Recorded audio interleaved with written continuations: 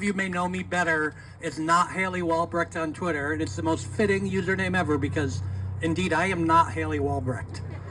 I am an independent journalist and an advocate for victims and frequent commentator on cases like all of the ones that we're here talking about today.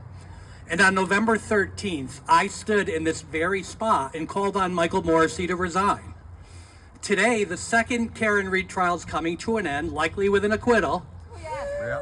And here I am again today, still calling on District Attorney Morrisey to resign.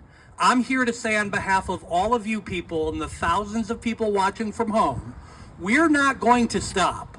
We will come back as many times as we need to until the people of Norfolk County can live knowing that they don't have to fear their government if somebody more powerful comes along. Last time we were calling on him to do the right thing and dismiss the charges, and did he? No. Instead, he brought in the slimiest lawyer that he could find in Hank Brennan to make a further mockery of the criminal justice system in Norfolk County. My boy. Has he ever done the right thing? No. He hasn't. And in fact, the only consistent thing he's ever done is the wrong thing. He did the wrong thing in response to the murder of Officer John O'Keefe by charging Karen Read. He did the wrong thing by covering for the killer cop Farwell in the Sandra Birchmore case. He did the wrong thing when covering for the Boston police as they executed a helpless and dying just en route on the ground. And he did the wrong thing when pursuing Aidan Carney for allegedly violating a bogus restraining order and exercising his First Amendment rights.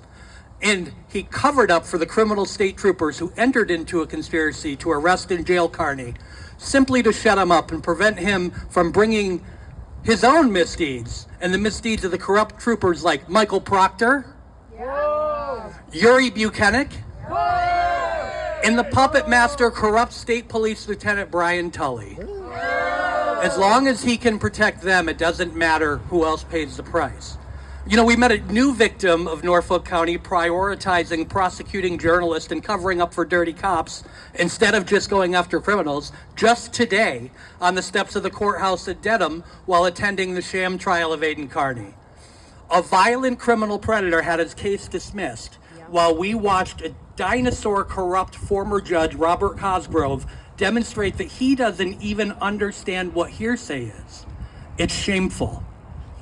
I'd like to take a minute to thank each and every one of you, not just here, but in Dedham, in downtown Canton, and online across the world, and the standouts that we're doing. This isn't a moment, it's a movement.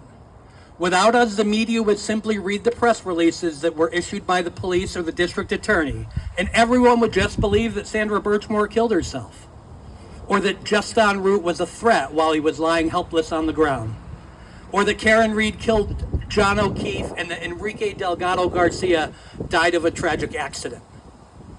Today we know better, and we can all be here demanding the much needed accountability from the very people who are supposed to protect us, just like the people that work in this building behind us.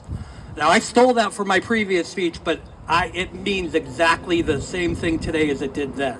These are the people who need to be held accountable for the decisions that they make, and instead, not only aren't they held accountable, but they're not holding anybody else accountable too, either.